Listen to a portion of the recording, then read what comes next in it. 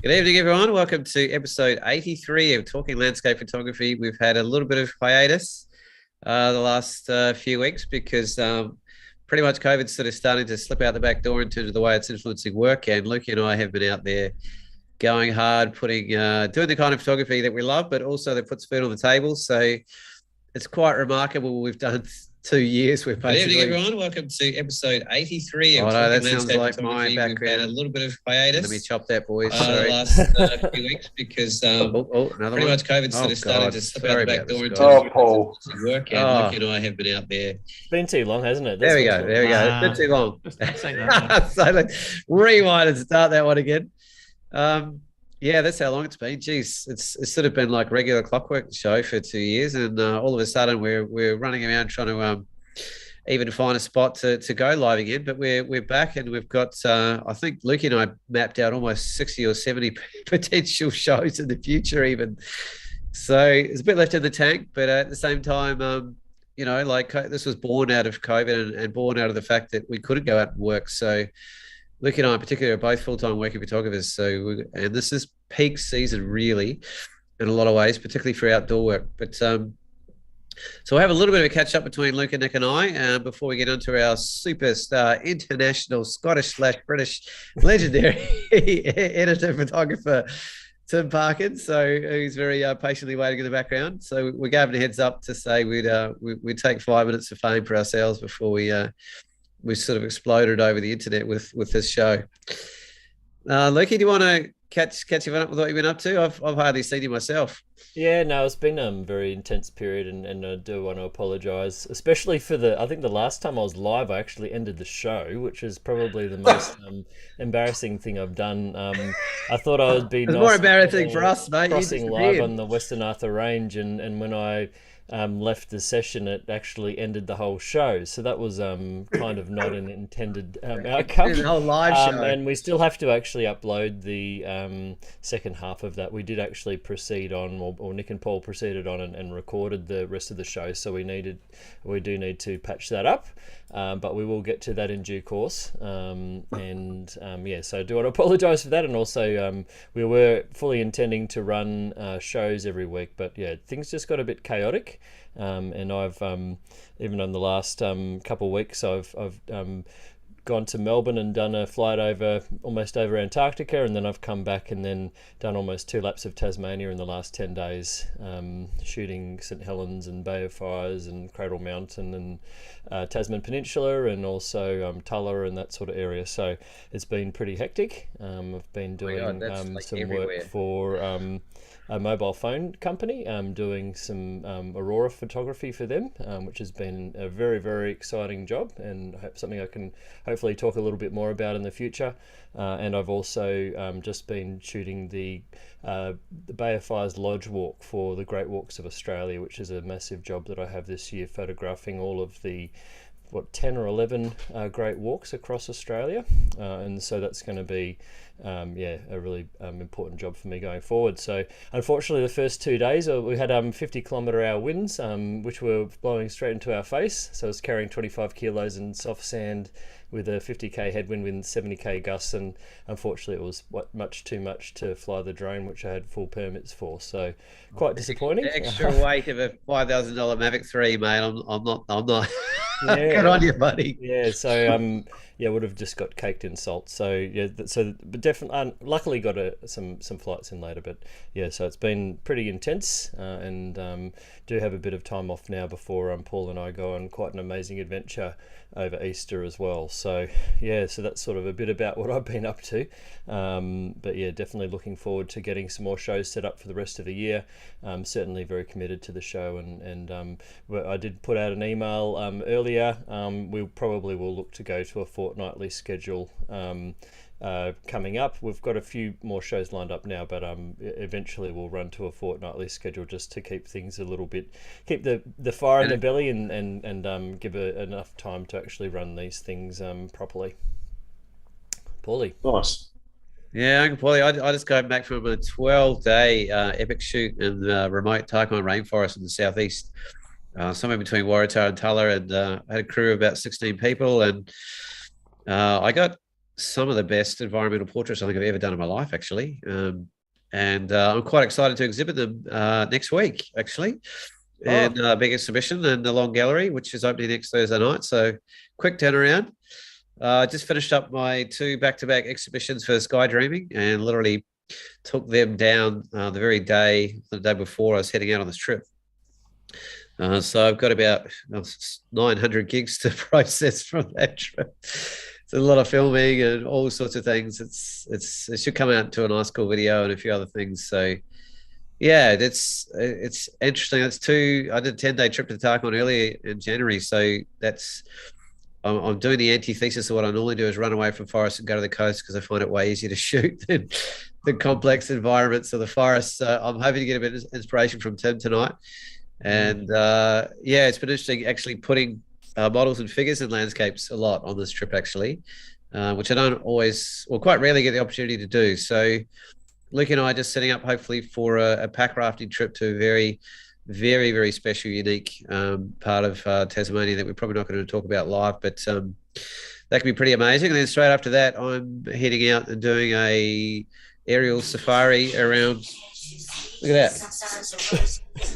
Yeah, I should probably change. Oh, you're on fire tonight, Paulie. I'm on fire tonight.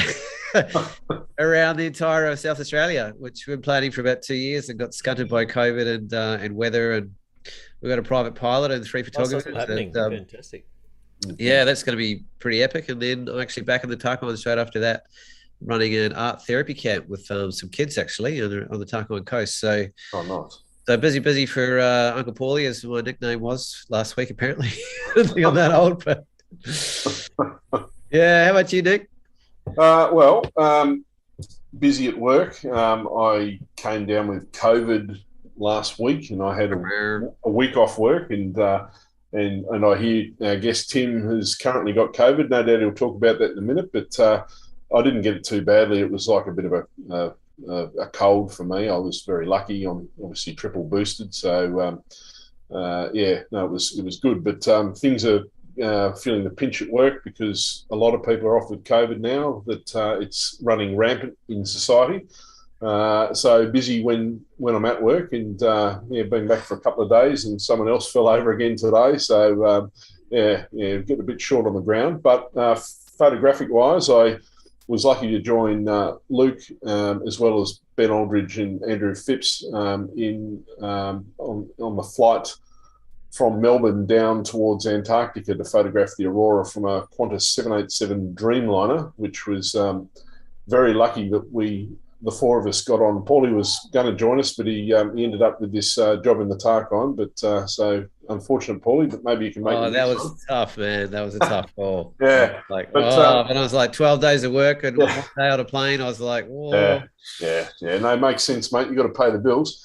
And we had a wonderful time, but the 4 of us were there as photo tutors. So we were helping the guests to take photographs of the Aurora from the plane, which meant that we got to do it for free. We didn't have to pay the fairly hefty amount to get a seat on the plane, but it was absolutely beautifully run. The guy that runs the tours is Tim Cosmer from Quo Vadis Adventures or Tours, and you can find them on Facebook. And he's hoping to run, in fact, I'm fairly sure he's booked it in to run another one early next year around the same time. And so if you are interested in photographing the Aurora from an aeroplane, and it was very successful, we got some wonderful photographs, and everyone had a wonderful time. So definitely worthwhile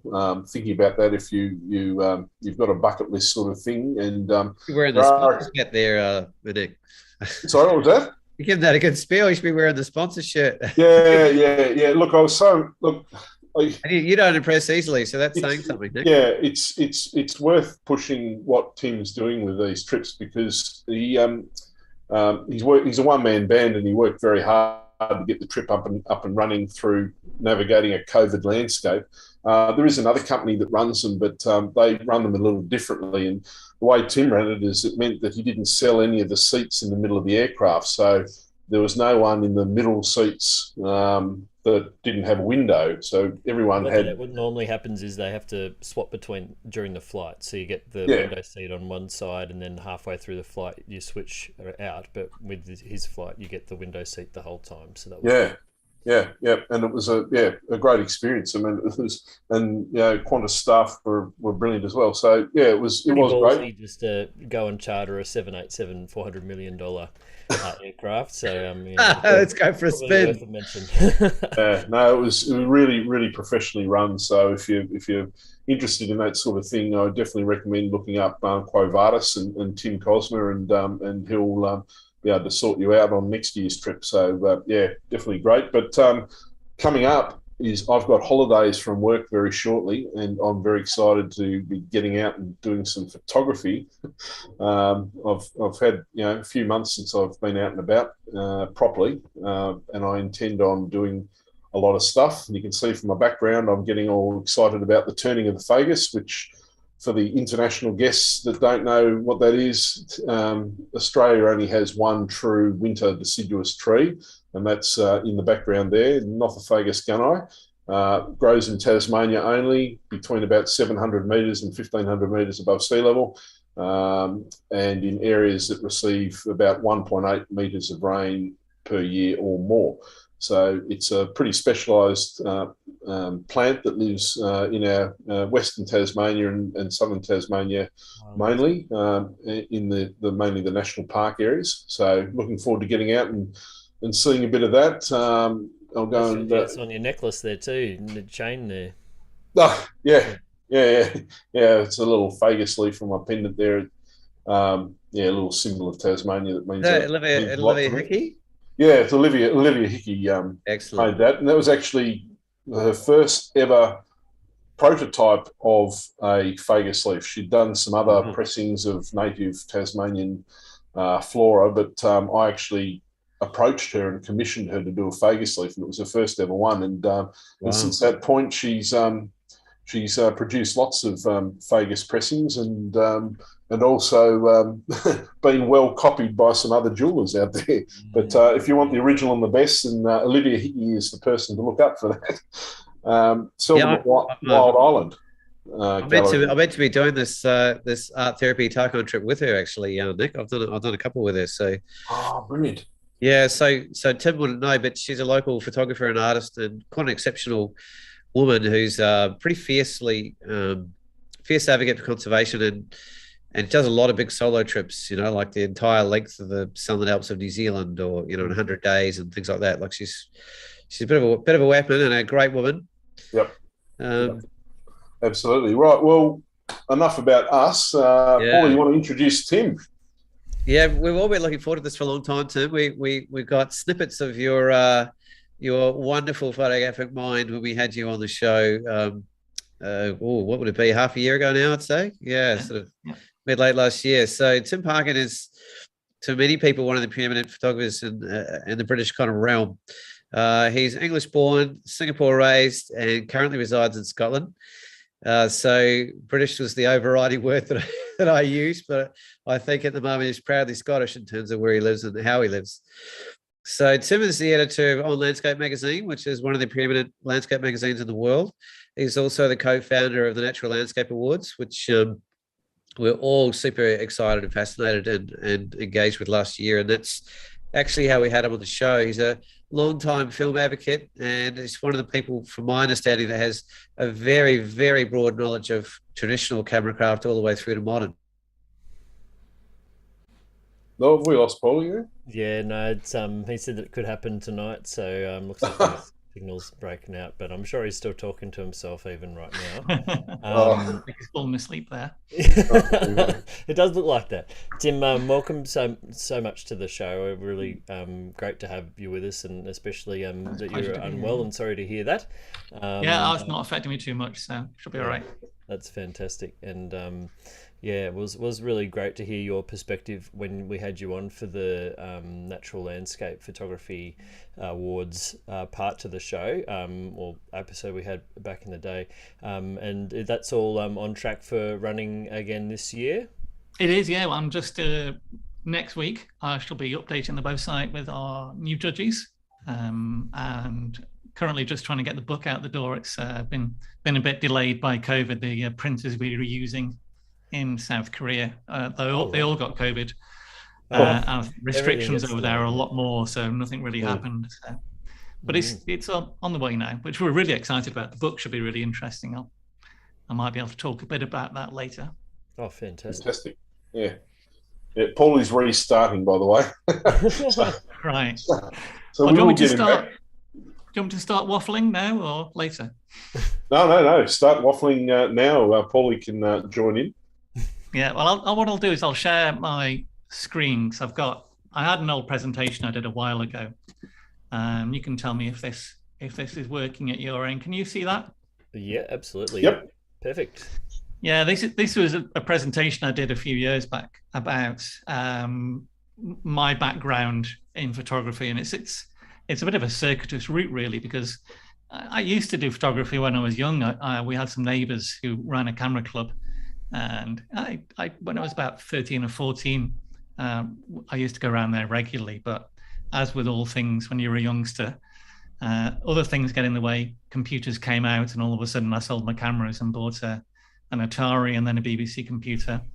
And since then, I've been an engineer. So I grew up, went to university, worked as an electrical engineer for about 6 years, and then went into academia, working for it's a research company in Aberdeen. And as part of that, we were coordinating the project on this thing called the World Wide Web, which is just JANET at the time, which is the Joint Academic Network. And so I got to know all about this at the time. I moved to Manchester and had an accident. Oh, is he back? He's back. Yeah, he's coming. Yeah. I had an accident where I fell off the side of a building and broke my back. So completely crushed one of the vertebrae and ended up with 3 vertebrae fused together. And this is a bit of a turning point in my life, because at that point in time, you can either look at it as a major disadvantage to the downside of things, but for me, it sort of turned things around. I had to start working for myself. So this thing called the internet that I've been using, I taught myself how to program in it, which was doing that in 1996, 97 was a very good time to get started. Yeah. And as things progressed, I met my wife through traveling to work, because I'd worked for an agency in Leeds. We ended up starting our own internet company after a while. And my back was still playing up. So I used to go to the doctors and say, what can I do? And he's saying, well, you should really get out walking if you want to improve it. And I thought, well, I'm not very good at just wandering around in a city.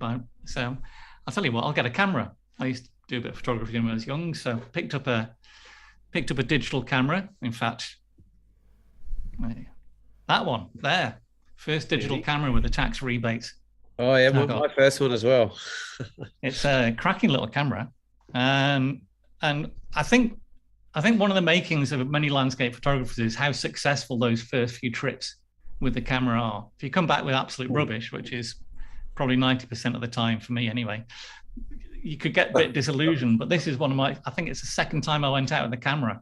Wow. We went for a walk, and we had this morning, and it was just brilliant. So I think for the next year, I was basically chasing that same experience again and again.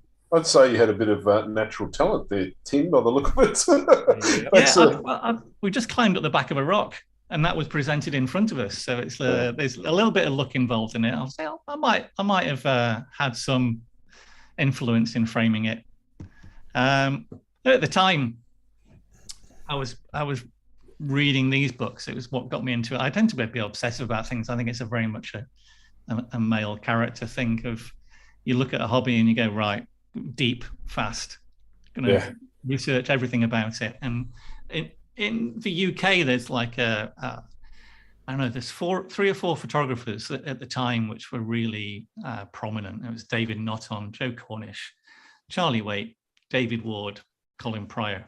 And these two books were the two of the books that really got me interested in photography. Now, Joe Cornish, I'm sure you've heard of. Colin Pryor is a guy who used to do a lot of panoramic photography in Scotland. And it's no surprise that it was Scotland. It's such a beautiful place. And so we started going on holidays every year, go to Glencoe. And these are the first pictures I brought back. Icon chasing. These, if the Brits who may be watching would recognize some of these locations as very cliched. The bottom left-hand corner looks like the book cover. It is indeed. There we go. Joe Cornish. Yeah, I was thinking that. Yeah. Mine's not so good at that one. The other photographer I quite admired was David Ward, who's... Looks like they're all doing each other's forwards. Yes. But nepotism doesn't go amiss, I think, in the photography industry. Oh, plenty of it over here too. And this David Ward used to run workshops, or he still does, very good ones. And this particular workshop, my family bought me a trip to Lewis, which is in the Outer Hebrides, the very northwest of Scotland. And little did I know that David Ward was well known for his large format photography. And nearly everybody that went on the course, in fact, everybody on the course shot film, and the majority of them were large format photographers. So I turned up with my little 20D, and I was going out taking about 1,000 photographs a day. And these are coming back, and I said, what did you take today? Oh, I didn't take anything today. And it's like, what? How does that work? And then it came to one of the last days when David Ward brought out his Cibachrome prints of the large format work. And I'd been hanging around with this guy he said he worked in photography, and he was showing me how to use the large format camera. So when this was brought out, I was like, my God, that's gorgeous. And it looks pretty good as a print there, but in real life with the Cibachrome slightly metallic look to it, it looked extraordinary. Mm. And I was just like, I've got to get involved in this. So at that point in time, I sold all my digital gear, bought a large format camera, found out that the guy that was teaching me how to use the camera on this course was actually one of the unit directors for all the Star Wars films, James Bond films. So when he said he worked in photography, it was a bit of an understatement. And that was really the start of my large format photography. And some people say, why do you use film? And it's a difficult one to answer. I mean, the large format specifically has a lot of things going for it that aren't to do with the fact it's very high resolution. I mean, I can show you how high resolution it is by going to this photograph. This is a test we did in Glencoe. Now, if you look at the background of this picture, I'm sure you can see there's a white dot. And that's a little house. It used to be Jimmy Savile's house, slightly notorious man in the UK. Yeah, and we did a test recently where we took an 8x10 camera, a Nikon D850, and a IQ 150, which is the 150 megapixel IQ camera. Yeah. And I'll show you this as an example of what sort of resolution difference there is between them. And I'm getting past this one because resolution is an important part, but it's not the big thing. But that's a D850 showing the house in the background. And that's the IQ 150 showing the house in the background. And finally, that's the 8x10. Oh, wow. So much smoother, isn't it? It's a lot smoother. Smaller grain. Side by side. That gives you an idea. Well, that's very convincing, Tim. Well done. Now that's resolution's one thing. I did have one more example. I used to do battalion photography. This is I got a very odd call off a sergeant major in the army saying, "Do you want to shoot some Gurkhas?" It's not the sort of conversations you want to have with the MOD listening. But I used to go out there and take the 10x8 camera, and I had a 617 camera, and we used to go and photograph the Gurkhas. This is one of the Royal Squadrons down in London.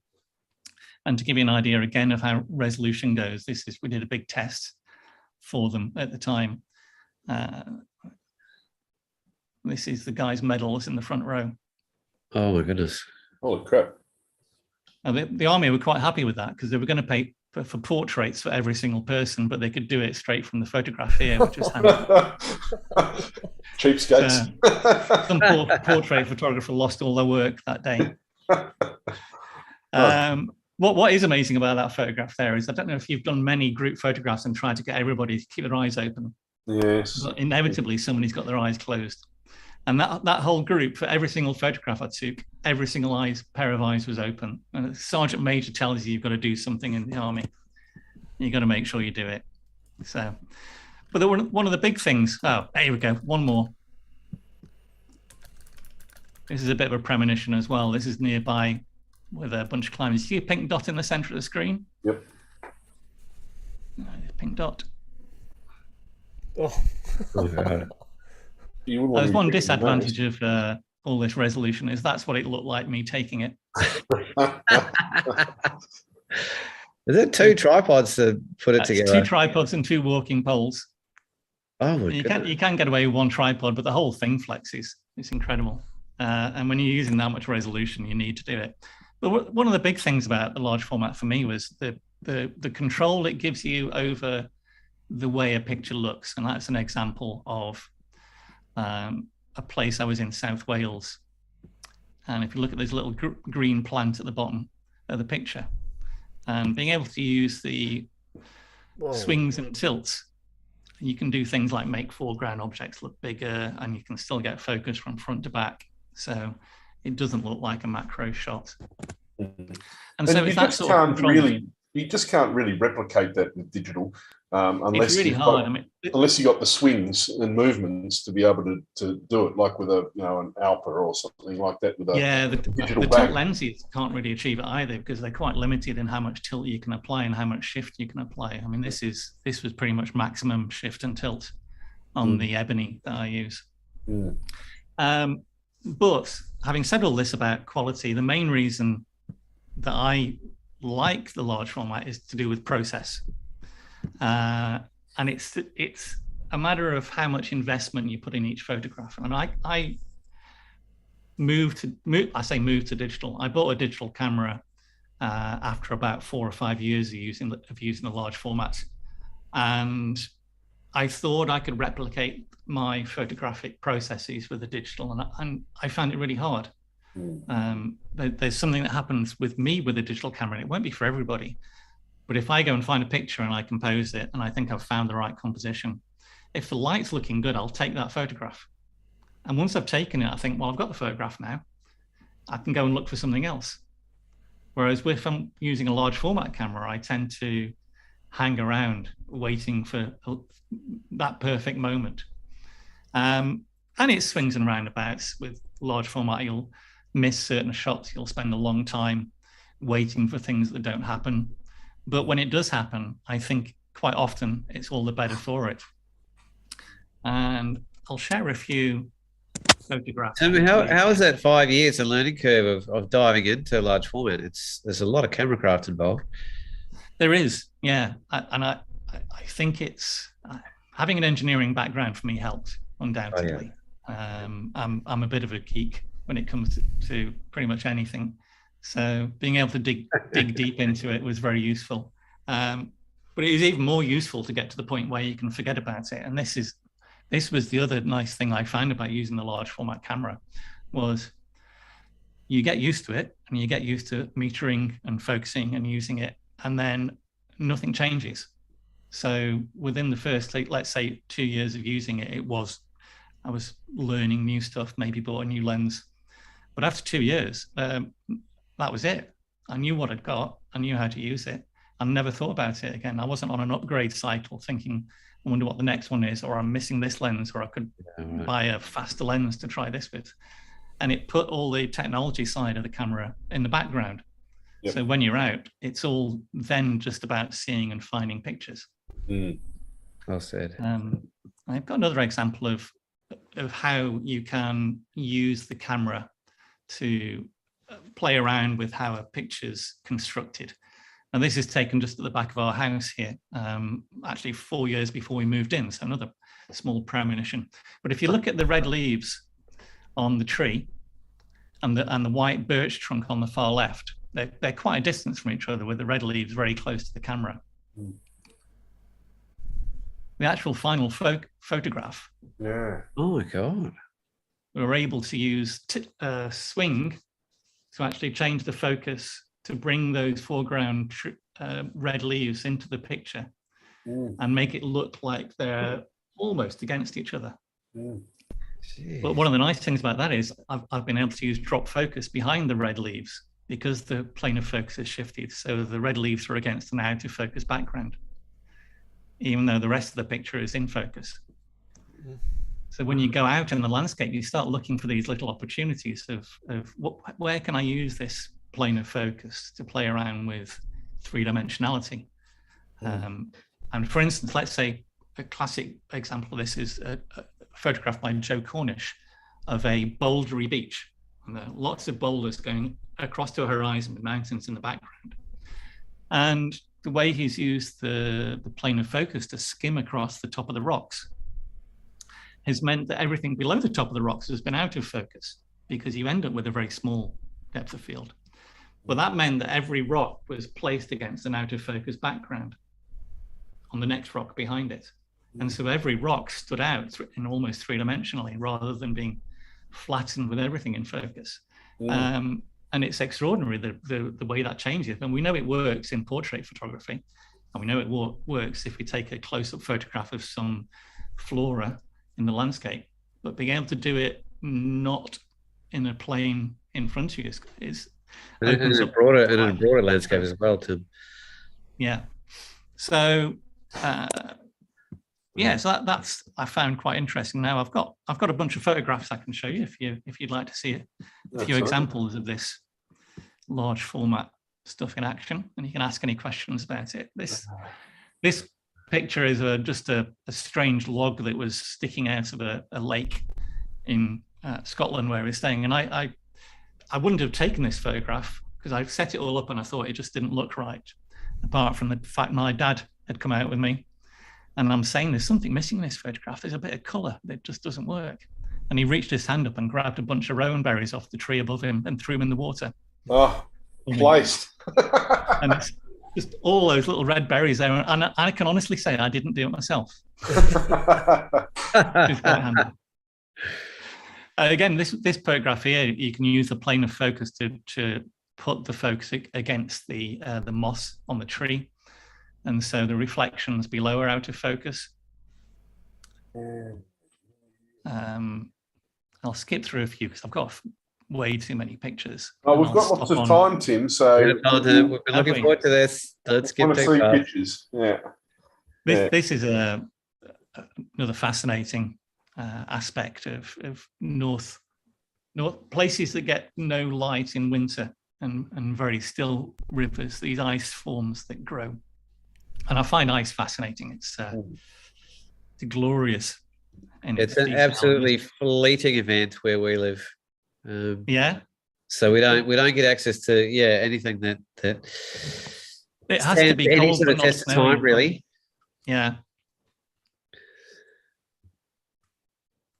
And this is an example of the sort of thing I sort of love. It's a very abstract sort of photograph, but plays of light and little almost reflections in the ice. Oh, beautiful.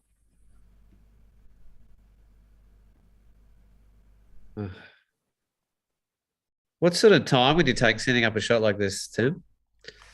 I think for that one, it's probably about, I'm trying to think with that one. Once I'd worked out where the composition was, roughly, and I knew what I wanted to take a picture of, probably about 10 minutes of adjusting. If I know exactly what the composition is in advance, I can probably get it focused in about 2 minutes and set up. So it's pretty fast still. But again, because of this investment thing, you end up setting up, getting the camera in position, sitting with this dark cloth over your head, staring at it. And a lot of the times just staring at it, putting it away, walking off for a little bit, wandering around, coming back to it to check it again. And, you know, I'll probably spend about 20 minutes on this once, at the point where I got the camera out of the bag and got on the tripod, 20 minutes before I took a photograph. Most of that was just spent thinking, do I want to take this picture? And I was fairly sure I did, but it was like fine-tuning things like, you know, where does that line of ice in the top right-hand corner finish? Where do I want to place it? Do I want those rocks in the top left to be in there, or do I want to cut them out? Because of I don't particularly like those rocks in the top left, but I really like the flow of the river in the top middle. So trying to balance these things up and place things in corners and edges, that's what really takes the time, which isn't really to do with the large format. I suppose that's more to do with just being able to live with the picture for a little bit longer.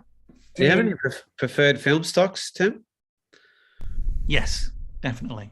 Velvia 50 is the big guns when it comes to the landscape, and particularly low contrast landscapes. So let's find an example here. I still remember I was pretty excited when that first came out. Yeah, this first one's probably a good one, actually. This is a really low contrast scene before sunrise. If I'd have taken this on Provia, it would have ended up quite cool looking. The greens wouldn't have been very rich. They'd have looked a lot less saturated and less yellowy green and probably more bluey green. And the color in the sky would have been lost, that pinky magenta. And it does have a pinky magenta cast to it, definitely. But a lot of that pink magenta isn't actually a cast, it's just the character it has. You can neutralize the picture in terms of white point, and you still have some of this magenta left. And I mean, it's no mistake that a lot of the photographers in America do add a lot of magenta to their pictures to give them something extra. When you're composing, Tim, do you use any sort of framing aids or anything like that? I mean, I've got a very limited understanding of large format photography, but I understand that, you know, on the glass, the image is upside down and actually getting it into position. So before you sort of set the camera up, and do you use any sort of aid to see a composition before you actually go to the trouble of getting the camera set up? Definitely, yeah. I use you can get this like plastic modeling sheets, about 2 mil thick, and you can score it with a knife and break it very easily. So I make little frames of these that are 4:5 ratio, and I'll just wander around the landscape going like this. In fact, let me grab one so I can show you what I mean. I've seen Chris Bell out in the field walking around with some different aids over the years, Nick. And what he was doing is medium. Well, that was mainly medium or large format that Chris was doing. But no, I think he was doing a mix. So I've got ones for different sizes. So these are for panoramic 6x12, and this actually goes on the back of the camera, so I can shoot sheet film and have the right crop on the camera as well. But I'll wander around the landscape using this. I know what focal length my arm full out is. Yeah, right. I know what focal length it is if I've got it next to my face. Yeah, so and that's just experience, I suppose. Yeah, I mean, you're only working with mostly 3 lenses, I would say most large format work with, which is probably a 24, 50, and an 85 mil equivalent. Yep. That sort of range. So it's easy to pick which one it's going to be generally. You know, if you're going wide, it's the first one. If you're going slightly long, it's the last one. Yeah. And if you're not sure, you just pick the middle one. But it is that process of going around with just the framing device I find quite enlightening as well. It does make you work differently from looking through a viewfinder. And it can be a bit of a disadvantage because you inevitably see things 3-dimensionally. Even if you close one eye, because you move your head, you do see slightly 3-dimensionally. Yeah, of course. Yeah. But you also see the landscape more viscerally, I think. There's more of a connection with what you're looking at. So is that because you've got the broader contextual elements there, which drop away through possibly, yeah. But I think it's quite often it could be just the environment you're in. You're feeling what you're seeing in a way, and it does work. It works differently. I'm not going to say it works better because I also see different pictures when I use a camera. So and quite often I'll go out with both a large format and a digital, and I will use my 24 to 105mm lens on my Sony as a framing device. So I'll wander around the landscape, see if it works. But even then, I'll still come back to using the card because the aspect ratio is wrong, but mainly two, because it's a different way of working. And I do that when I go out with a digital sometimes as well. I've tried it. I never remember to do it properly, but it's just a different way of working. So do you find if you take out just your digital camera because it's not convenient to take the large format out, do you find that you shoot differently? I mean, obviously it's a completely different process to shooting a large format, but do you, in terms of the amount of thought that goes into composition and the amount of frames that you shoot, for example, do you go crazy when you've got the digital and just shoot everything and spray and pray as such, or is the discipline from the large format work translate into your digital work as well? It does translate a bit, and I suppose the best way of saying this when I went on this course with David Ward in the Outer Hebrides, one of the things that stopped me wanting to go with large format was thinking, well, how do I know which photographs are the best ones? It's a pretty obvious thing, which picture is the one that works? I don't know until I get it back. And I thought that was going to be really hard. In actual fact, it was a lot easier than I thought. Just committing to that was the difficult thing. Committing to saying, I'm not going to take a photograph of everything. I'm going to take my guess if something works. And I do find if I go out with the digital and the large format from let's say a weekend, when I come back, I'll use the digital to find things. I'll take them on the large format. Sometimes there are transient things that I can't take on the large format, or maybe I don't think are going to work. I would say that's probably only about 10% of the shots, or maybe 20% of the shots. So mostly I would say I get it right with a large format. I probably lose one in 5 to 1 in 10 shots because I don't see it, or I see it and don't think it's going to work, but it would have done. But generally, I've gone on to do something else. So having taken that shot, I might have lost a shot later in the session because I've done it. So there is it's a big thing in photography, I think, is an opportunity cost decision. Should I work on this photograph, or should I try and take 2 more photographs elsewhere? Am I missing something, or should I invest more? Quite often, I would say, in most cases, you're probably better off investing more. If you want to make that shot as good as it can be, spend time on it, come back to it. You are going to lose a lot of shots that way, but you'll also hone your decision-making process while you do that. In terms of how many photographs I take with a digital camera, I tend to use the digital camera in 2 ways. I use it as a sketchbook, and I use it as a final process. So I will go out and move around, and as I'm moving around, I'm also using like a phone. I'll take a couple of photographs from different angles. I'll go sit down for a second. I'll check the back screen, and I'll go, yeah, that one might work well. And then I'll go back and invest in a single photograph. So I might come back from a day with 200 photographs, but if I get rid of all the sketch sheets, I've probably only really stopped to take 5 or 6 photographs in that whole session. And I might have 1 or 2 from the sketch sheets that work as well, that I didn't realize at the time, or I went back when the conditions had changed.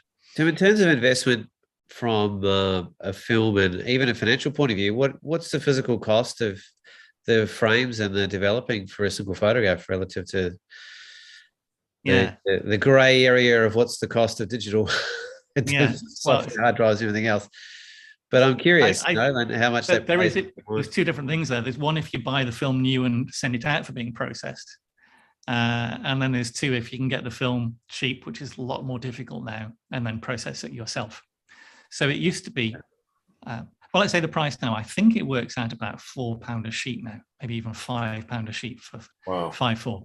Yeah. Does that include 10.8? I scanning? think it's getting on £25 a sheet for 10.8. Yeah, wow. Sorry?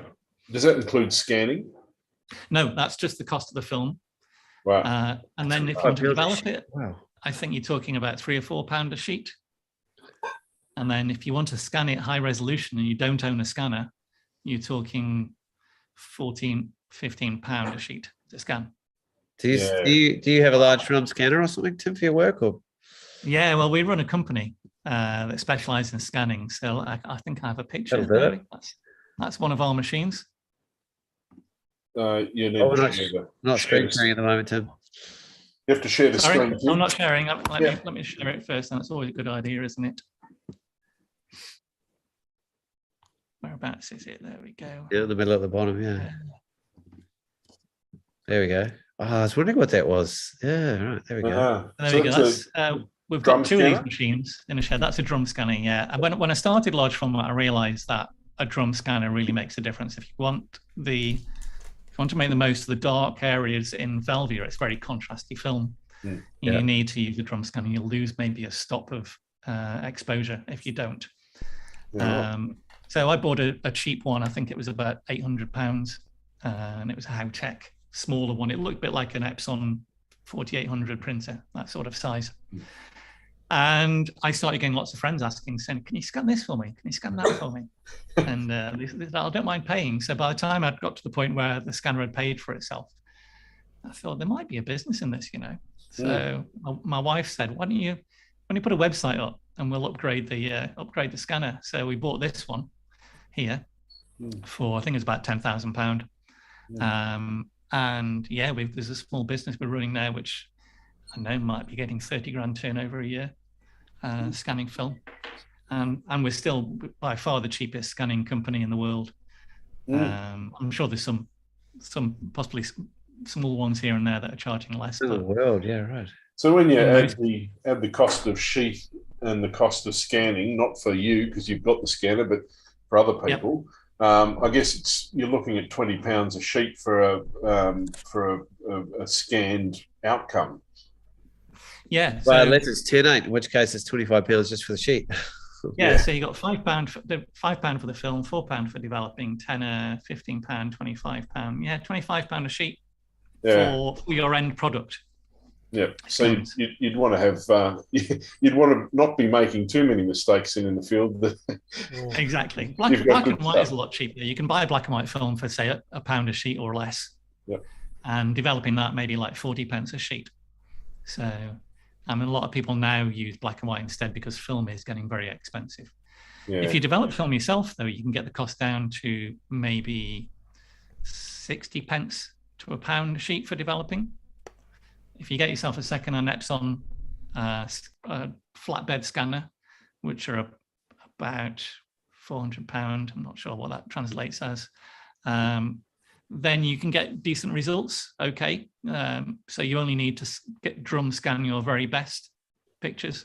So you can get the cost down quite a lot. Now, I was quite lucky that I found a surgeon from Birmingham who was selling all his old film. He got involved in photography, invested in a load of Velvia when they said they were going to cancel Velvia, and put it all in medical grade freezers, and then decided he didn't like photography anymore. So I managed to buy all his old stuff. Become your new best friend. Yeah, the sort of people you need to find. Is the global stock disappearing, Tim? Velvia 50 is still being made. You have to order it directly from Japan in large format terms. Roll film, it's still there, but Fuji are going to put the prices up again by about 50 or 60%, I think. Oh, wow. So its color film is going to be, it's expensive. There's no getting around it. So you've got to really want to use it.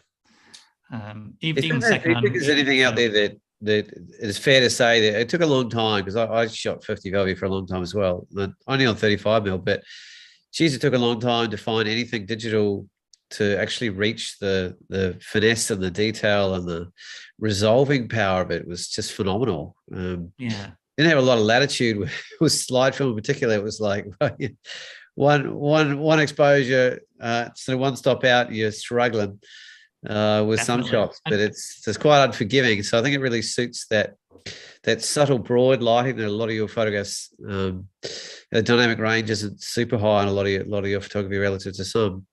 I think this is why it sort of works in a way, because the dynamic range of the film is almost like the dynamic range of your eye reflective print. So if you take a photograph of something and make a print of it and show it, it almost looks like the same brightness as the actual thing you were taking a photograph of. It's sort of the anti-HDR in a way. You know, it has that, I can't another word for it, but visceral. It has a real connection to it when you see prints. But obviously it doesn't suit everything. And the other film I use is Portrait 400, which is a Kodak film, which is extraordinary. I mean, it's got so much dynamic range, it's insane. Very forgiving, very versatile film. I loved it. I've got a friend who uses it, and he'll take 2 meter readings a day, one in the morning when he starts, and use that for the rest of the morning. And then by the time the sun's come up quite high, he takes another meter reading and then uses that for the rest of the day. It's that forgiving. As long as you've got the shadows exposed, you're absolutely fine with Portrait. No graduating, nothing, no worried about, am I going to blow this out? What's it like? How many of the larger, if you're doing an 8x10, how many sheets are you sort of carrying out with you in the field? Probably only 6 sheets. And I'm going out expecting to take 2 or 3 pictures at the most. Nick, do you know how many Don Voskis would take out on his extended trips? Was it like 12 or? Look, I couldn't be accurate, but it obviously wasn't a huge amount. But yeah, he was reloading as well, though, wasn't he? He was, yeah. So yeah, I don't actually know the answer to that, Paul, and it'd be wrong of me to try and guess. But I've heard various numbers, but he would be on an extended, 3-week solo trips, and a lot of his trips were actually on kayaks and things as well, where he had to manage not drowning his entire setup at the same time as not killing himself to get to the places. Yeah. Well, the dark slides are about half a pound, so if you think you've got 4 kilos, if you take out 12 dark slides, maybe that sort of weight, and then you'll take a box of film, so you reload overnight. So I presume he was going out and maybe taking that many pictures in a day. So that might be 6 dark slides. But would he base himself somewhere and work from a base? Because that's what it suits. Yeah, I think so. Yeah. His trips, he was, I don't. I mean, he had trips on the rivers, like Paul said, where obviously you're moving a reasonable distance. But I think when he went out into his into the alpine areas and stuff, he'd like we all do, I suppose, base yourself in a general area and wander around and look for the compositions and wait for the light and spend a bit of time out there. He wasn't walking out of the car most of the time. He was doing getting some seriously remote areas. Oh yeah, absolutely. His sense of light was amazing, though. He would let the film overexpose, and it would still work. And he'd very cleverly use mist and hazy light conditions to give a sense of strong light sometimes with it, but that you can use transparency film for, because he was using Fujicolor. It's way before Velvia 50, I think. A lot of his work. Yeah, and that was a lot less forgiving. Yeah. What I wonder. Am I still sharing my screen or not? No. But yes, please. What I wanted to ask, in the background while you're talking. Yeah. What I wanted to ask, though, Tim, was obviously with this cost of film and it becoming, it seems to be becoming more niche, but at the same time, there's people taking up film photography still that are discovering the joys of it. It's the age-old question. Do you see it becoming so prohibitively expensive that it's going to really die? I think color film, I think it could happen. Yeah. I have a strong feeling that Fuji are going to exit the color film market. No, well, the film market completely, probably in the next 3 or 4 years. They're just putting the price up, and I think that they're trying to exit the market without exiting the market just by putting the price up. Kodak are a different matter. Kodak have got a strange business structure in that when Kodak went bankrupt, the pension market, the pension fund died. So when they went bankrupt, the British pension investment group were given the rights to sell film products as a replacement for their pension. I'll stop sharing that for a second. And alongside that must have gone a commitment to keep producing film for a certain extent of time. Otherwise, it would have been worth nothing and nobody would have signed a contract in that way.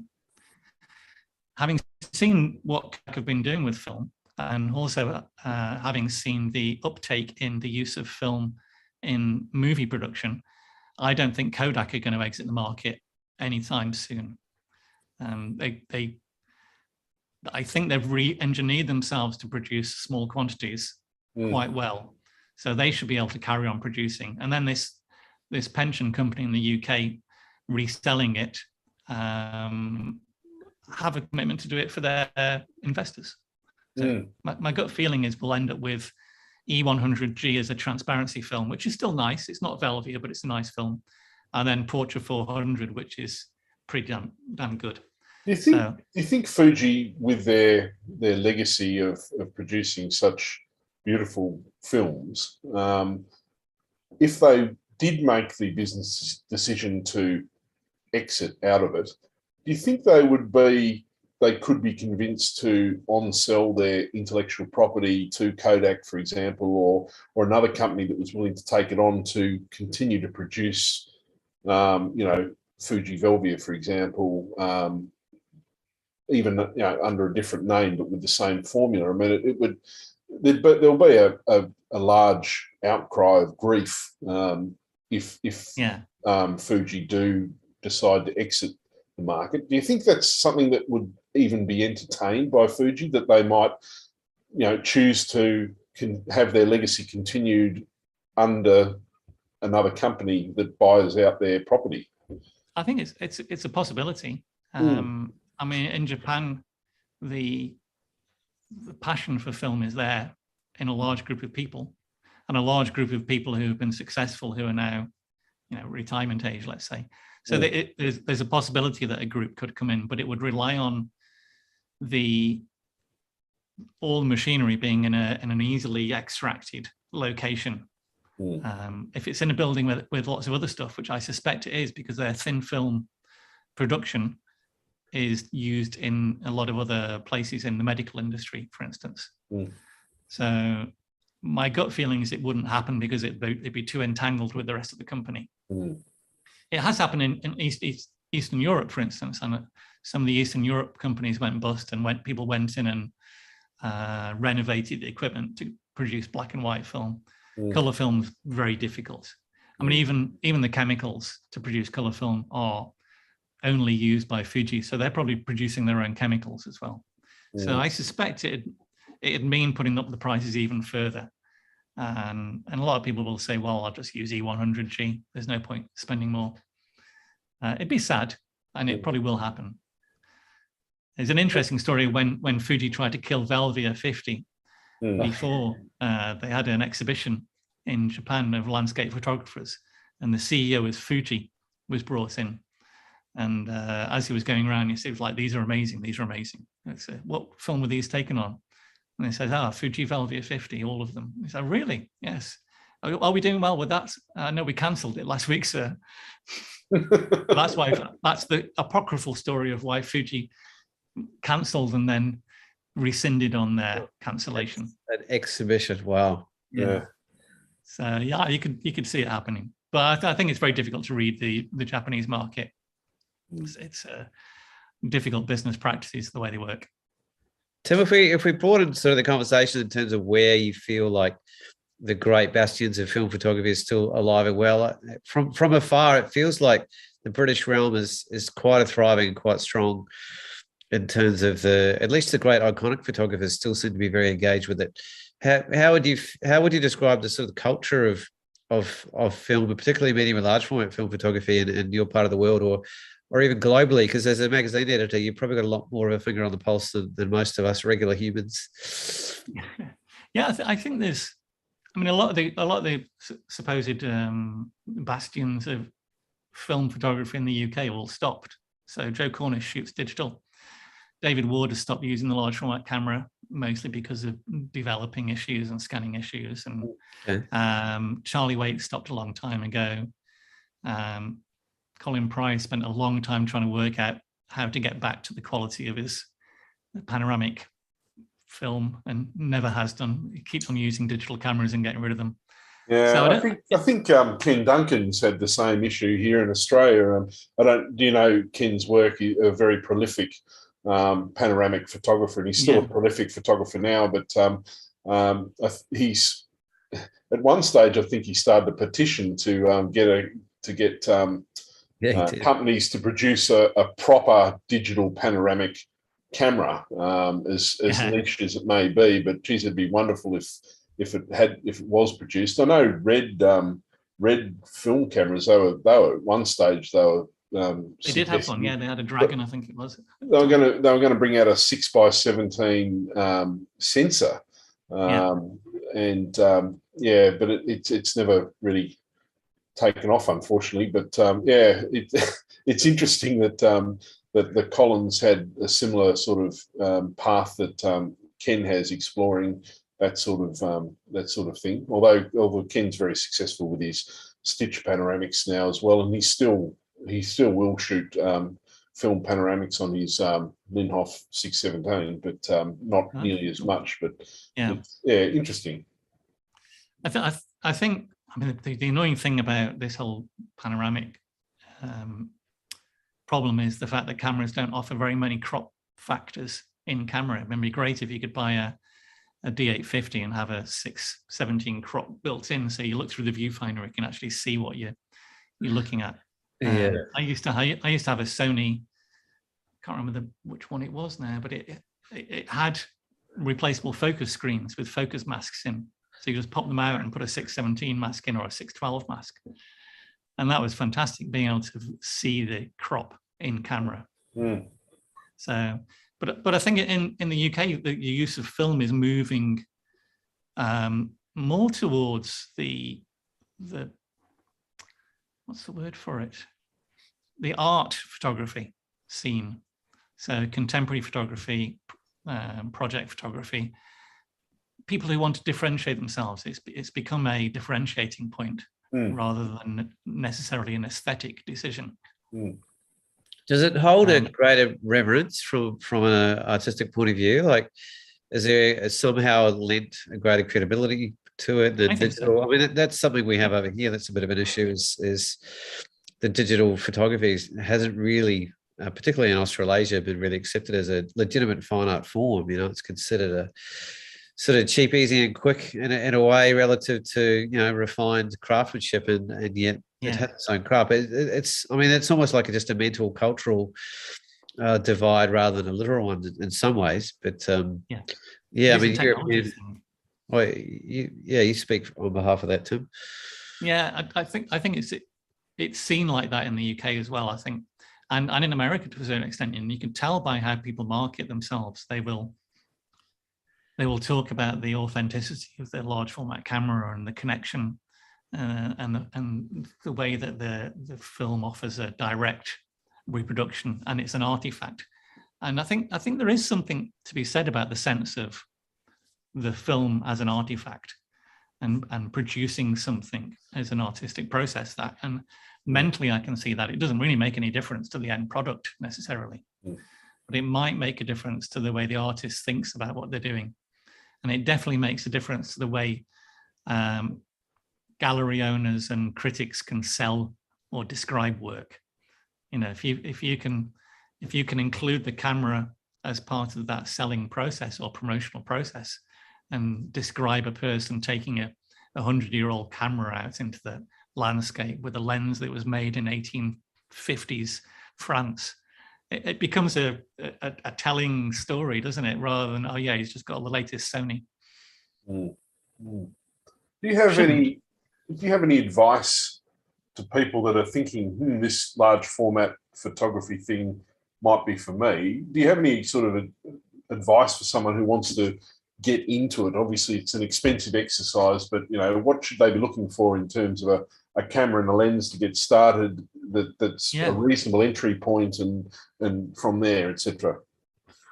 Well, there's one thing to think about with large format cameras to begin with, and that is that the camera itself doesn't do anything to produce an image. It doesn't play a part at all. It's just a light tight box that holds a lens and a piece of film. And so all the camera does is it makes it easier to work or harder to work. So it offers the capability of doing certain things with that relationship between the film and the lens. So you could just get a cardboard box, stick a lens in one end, slap a bit of film on the inside of the other end, and you would get almost exactly the same results as with a £10,000 ebony camera made of titanium and ebony, etc. What the camera does give you is the ease of use and the interface to looking at things. So the ground glass can make things easier to use. I would say if you want to get involved in using large format, you want to get enough of a camera to enjoy the process. So I would say there's probably two steps to get you into it. There's the thing called the Intrepid that people may have heard of, which is a company that makes cameras out of plywood, and very capable cameras. They're made in a design that is one of the classics of the large format world. It does exactly what you need it to do. It may be a bit clunky, so you may be fighting a little bit more with the camera itself, but it will get you into the market pretty quickly. Then there is a camera that will do everything very smoothly, and that's called a Chamonix company, a Chinese company with a good agent who works outside of China. And they're about £1,000. And I have one of their cameras, very light, weighs about 1 kilogram, and it allows you to do pretty much anything you like. Now, in terms of lenses, I would say almost any lens is good enough to be better than any digital camera. And when I was doing the photography for the army, I had about £700 standard lens on my large format, and I needed a second one for my second camera because I was making sure I got duplicated everything. So I took a punt on a £25 lens on eBay that got scratches on it and all sorts. And when I got the film back from this, I couldn't tell the difference between the two frames. So it can be very forgiving, but you're probably talking about, if you're after a standard lens, you shouldn't be spending more than about £150, and you'll probably get a deal for £100 for a setup. So if you're spending on £1,500, you'll get a very good setup, and you can probably get away with spending about £800 and get a setup that works. That's a really good point. You have to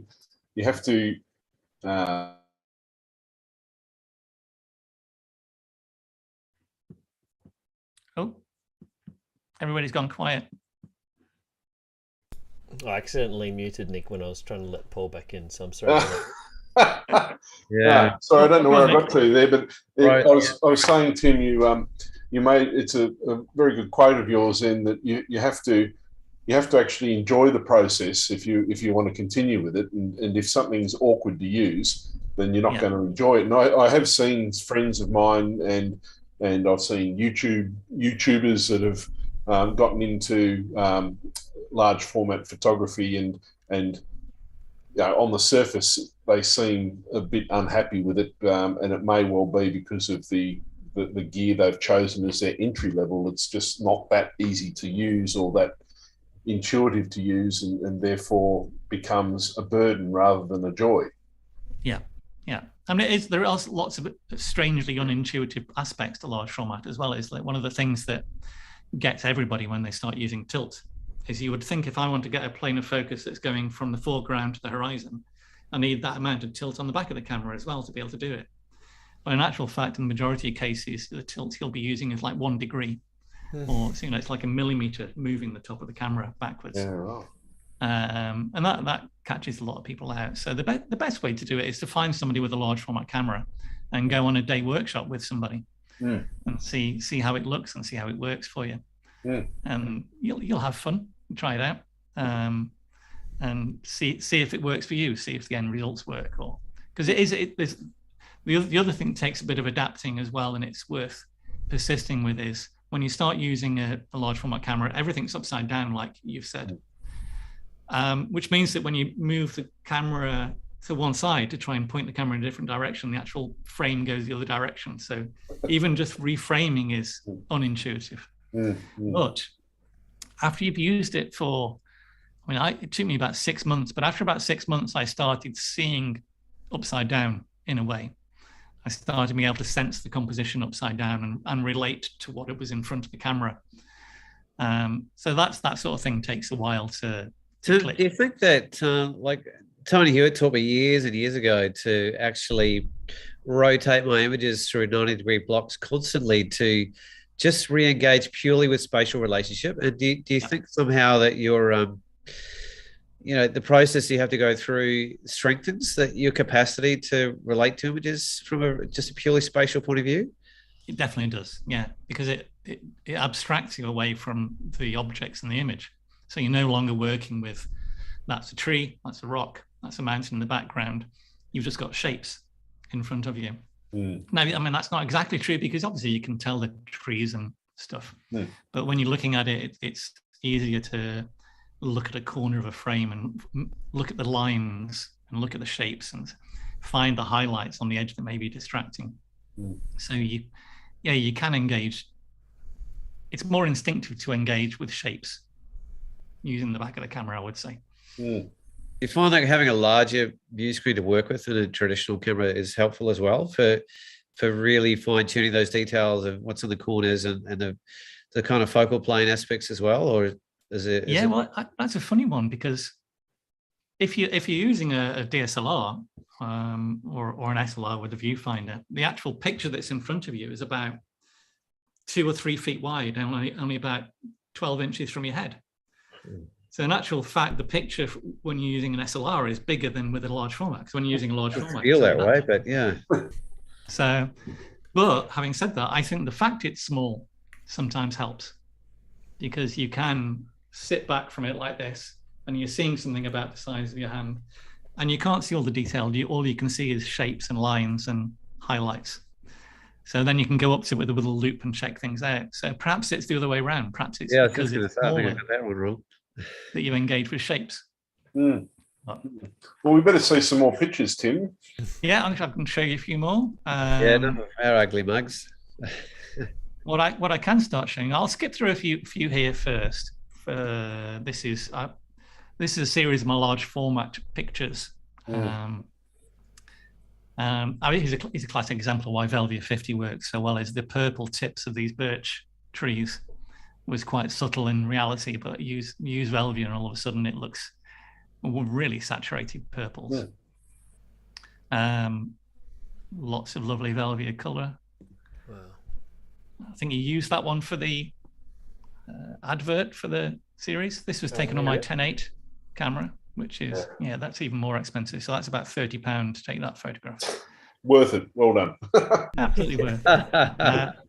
You were talking about Portra 400 and dynamic range. This is a good example of that. This is looking straight into the sun first thing in the morning. Impressive. Wow. So you're looking at shadows in the background, bottom left and bottom right, which still have tonality. Enough dynamic range to pick out the color in the leaves, but yet it's still there's nothing that's blown out apart from the absolute center of the sun. And even then, it's so subtle. It's very engaging. Yeah, it blends nicely, doesn't it? Oh, the transition is beautiful. It's not like the harsh digital artifact. I really like that about the Portra as well. Is the natural sense of tonality. You can leave skies very bright, naturally bright, and yet they still have tonality. Here's one for you. What are we looking at here? Well, ice. It's like ice to me, but the top of an ice cave upside down. So I was taking a photograph of the cave, and as I was looking at it, I was looking at the foreground of my large format picture and thinking, that looks amazing. It's like a sea going past. So I just got the long lens out and took a photograph of the roof of the cave. And it would have been up the right way for you. Yeah. There you go. That's what it actually looked like for me. Yeah. Gotcha. Yeah. Oh no, that's great. This is from a trip to Iceland, which was a bit of a risk taking a large format camera to Iceland with the winds we had there. But I'm actually quite proud of myself managing to take pictures in about 50-mile-an-hour winds with the use of a golfing umbrella and a couple of friends to hold the tripod down. It can get pretty brutal there. I've been to that spot a few times. Yeah. The other thing, this is an interesting one. This is taken with Velvia 50 inside an ice cave. And the actual picture... How long is the exposure? That one would have been maybe 30 seconds. Yeah. Maybe a bit longer, actually. But it was quite... You can see in the background, see some light coming in. Yeah. And it looks like red light. And that's actually daylight coming in. But because the light is so blue in the cave, by the time you adjust for the white balance, which I was surprised you could do with the Velvia, daylight looked red. We were trying to figure out where these red lights were coming from in outside. Hang on. Adjusting for white balance on film, apart from the film stock itself, how do you do that? Yep, just in the scanner. So you scan it, of course, yeah, and it has normal daylight balance, and then you just go into Photoshop or Lightroom. I do actually use Lightroom for quite a lot of film work. It's quite intuitive. But this is just pulling taking the green out of the cast and taking a lot of the blue out, ended up with daylight looking red, which is quite peculiar. That's one of the ones I'm quite proud of from Iceland, this up in the north. Yeah. And another one taken on Velvia, so the transparency actually looks very pink. I think you found the only trees in Iceland, didn't you? Yeah, up in the north, they've got quite a few little stunted trees. In autumn, though, they're some of the tallest ones I've seen in Iceland. Yeah. And I'm surprised they're there because that was some of the windiest areas again. Yeah, beautiful shot. And how do you sort of manage the consistency of tonality and color temperatures and everything with your translation from scanning? Like, do you have a sort of disciplinarian process so that you try and stay true to a certain extent, or do you give yourself a bit of freedom? Or I used to think that treat the transparency like a sacrosanct object, that's what you reproduce, but no longer do that because it doesn't make any sense. You're sticking with the film's got its own post-processing built into it, and you're basically stuck with what it provides you. So nowadays, if I scan it and it looks great, brilliant, I won't do much with it, but I treat it like a draw file normally. So this would have been very pink. Maybe the foreground would have been dark in the bottom right. So do you have any sort of particular, I mean, this is a broad question, I'm sure you've been asked it many times, where are you see your boundaries in terms of, the naturalist kind of approach to landscape photography, which seems to come through a lot of your work? Do you have a kind of line that you don't cross, or I have a strange moral line that you sort of guide yourself by, or I don't want to deceive anybody is my main ethos. And so, for instance, I was going to include this picture. This picture I don't think I've shown to anybody because the only way you can get it is there's a great big power line sitting in front of it, which I cloned out in this photograph. And so I didn't feel happy about it because it was deceptive. Yeah. And that's just an internal rule for me. However, I'll go to another picture which I'm very similar in that regard. I can't bring myself to cloning something out and then putting it up and not saying anything, and I just feel like it's not the same. I'll for my own work, I'll clone things out if they are small, but I might not put it in my gallery then. Yeah. I don't treat it as valuable an object if I've had to do something to it. Yeah, yeah. So it's a funny one, that one. But anyway, this was a day we had in Scotland. Our house is behind in the very background. You can see a couple of hills, and our house is just behind there. So this is right in the backyard. It's quite a backyard. Quite a backyard, dude. Lucky one there. So we went out one morning. Say again? Using snowshoes to get around there, or? We don't tend to, no. The snow is rarely powdery like that. You tend to get a big downfall, and you may be able to use snowshoes for a day or two with a good powder downfall, but it then crusts up quite quickly. And because it's so windy, very much you end up with like walking over rock grass, then a snowdrift. So they become too much of a pain. I think they'd be useful maybe 1 or 2 days a year. And that's it. So you just tend to micro spikes or something a lot more often. Crampons. Crampons, yeah. Crampons, basically. Yep. I don't trust micro spikes, having nearly died in Iceland on that trip using them. A brief story on that one.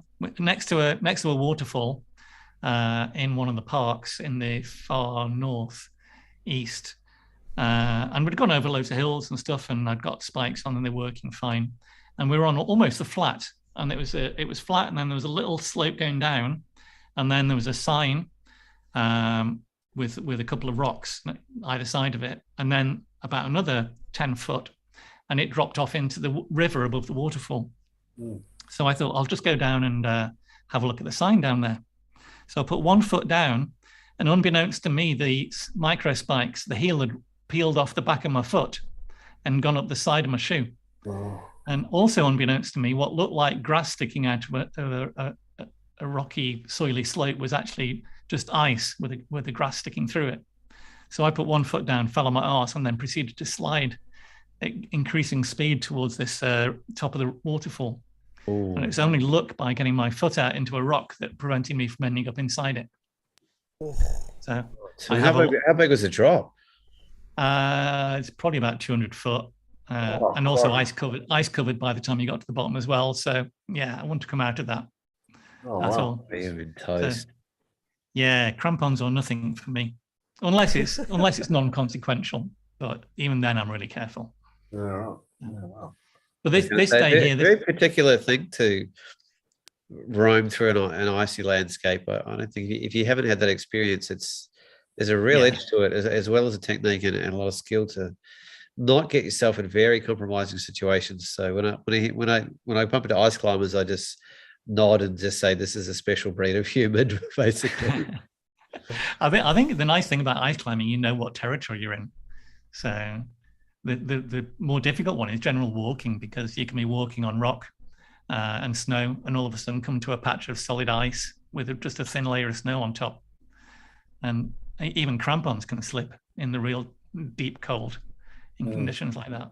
So it's good to be wary. But this was a day when it was just a fresh dump of snow. So we decided to go up to a hill nearby the house. I was going to say, you look pretty high up there. If you can see the road, I don't know if you can see my cursor or not. Yeah. The road comes down the foreground here. So this is almost 180-degree picture. Full moon one end, sunrise at the other.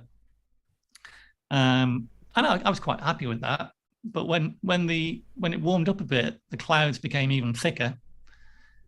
And I thought I want to get a full over 180-degree panorama out of this. So I did a load of stitching. When it came to put it together, the edge of the cliff appeared in the left-hand and right-hand corners quite significantly. And so I said to myself, am I happy distorting those out of the picture? And in the end, I thought, well, I'm bending clouds. Is it actually deceiving anybody to do this? So I became to the point where I'm actually happy with this. Having said that, I think nearly every time I've used it, I've told people what I did. And we had a big discussion about this for the Natural Landscape Awards. We all came up with examples of pictures that we were borderline whether we should include them, whether they would be included in the competition as an entrant. And we decided that dramatic warping isn't included. So this picture wouldn't be allowed in the competition. How did you find, I mean, you were the main person vetting that competition from what I understand, Tim.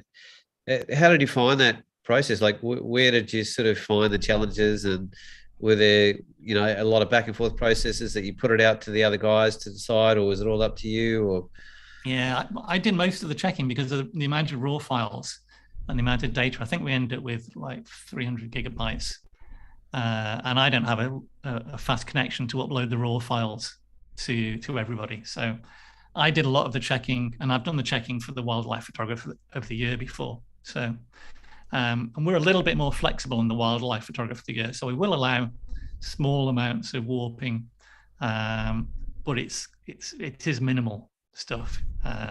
And we did make the judges aware that it was there in the picture if it had been done. But the idea is always just to make things as easy to understand for the viewer as possible. You can explain to a viewer what you've done in the picture, but the way the competition was sort of founded was the idea that I don't want to have something explained to me. I want to trust that this is basically a photographic output. If I know how a camera works, then I can use one myself. I should be able to understand what I'm seeing without some narrative behind it. And this allows lots of things in photography that are accepted. So for instance, a panorama, 180-degree panorama is unnatural. And we have to choose a projection. We can choose an orthographic projection or a circular projection or a cylindrical projection. And those are fairly arbitrary decisions, but we accept, I think, that those are allowed as photographic tools. We all do them.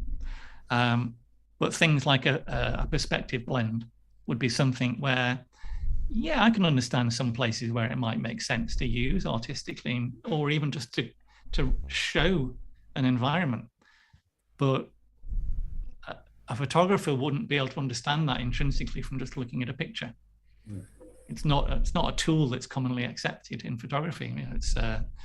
We want it to be something that a beginner photographer with a simple toolkit can take the pictures that are in the competition, and that's an easy way to understand it.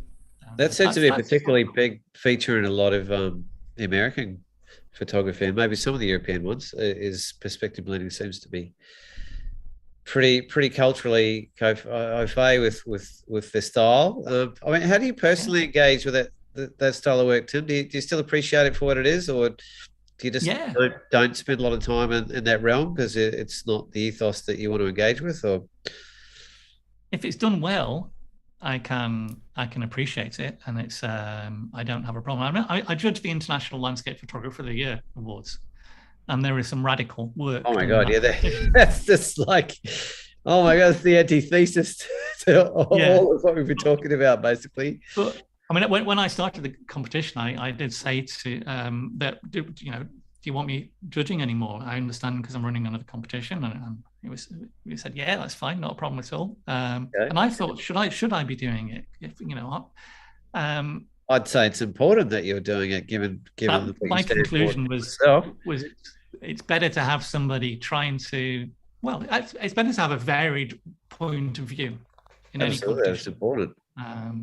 And so when I'm judging it, do I give radical post-processing as high marks as things that look more natural? Probably not. But that's the way I think. And also, that's probably right, because if I can see that a picture's been post-processed, it's probably not been post-processed that well. Yeah. I want the post-processing to look almost invisible to me. So that's part of my judgment. I want things to look natural. I think one of the things about perspective blends that gets me is you see a lot of work that looks natural, but when you see it done in your own backyard, your reaction is intrinsically, what is that? Yep. Just ask Nick Monk about that, mate. We have this discussion quite regularly. In fact, we had Peter Eastway on recently on the show, and Peter's has got quite a liberal view of post-processing, and is a very fine post-processor and teacher of Photoshop techniques and stuff, as well as being a brilliant photographer, even without all those software tricks. But there's a famous case. He came to Tasmania and went on a bushwalk into the mountains and he actually stretched one of the mountains in the Western Arthur Range, which was actually the range where Peter Dombrovskis died, where he passed away. And when Peter posted the picture, and people could see that this particular mountain, which is quite a famous mountain, had been stretched, there was some varied points of view, discussions, and in some I remember cases, something like, "Why, Peter? Why?" heated words about it as well, and it was interesting hearing his perspective on that stuff as well. But when it is in your own backyard, you're right. We've got lots of iconic mountains here in Tasmania, and as soon as I see something that's not right with how the mountain's supposed to look, I tend to bristle up far more than if it's somewhere I've never been before and have no personal connection with. I remember another one, a gentleman who was a bit of an Instagram sort of genre photographer actually flipped Cradle Mountain, which is one of our most famous mountains. He actually flipped it the wrong way around. It read better. Caused a huge outcry, and he just thought we were all rude bastards by calling him out. But he just had no personal connection to it, and I think that's what bristles you when people come to your own backyard, don't have that personal connection with the land, and then stuff around with it as such, and it's. Well, that's the problem, isn't it? If you react like that in your own backyard, why should you accept it elsewhere? Because all of a sudden you're not actually seeing where it is. I mean, does it matter at the end of the day? It's art. If we treat it, you won't necessarily know. I think for it matters nothing. But if we treat it as a nature photography, I think it does matter. Yeah.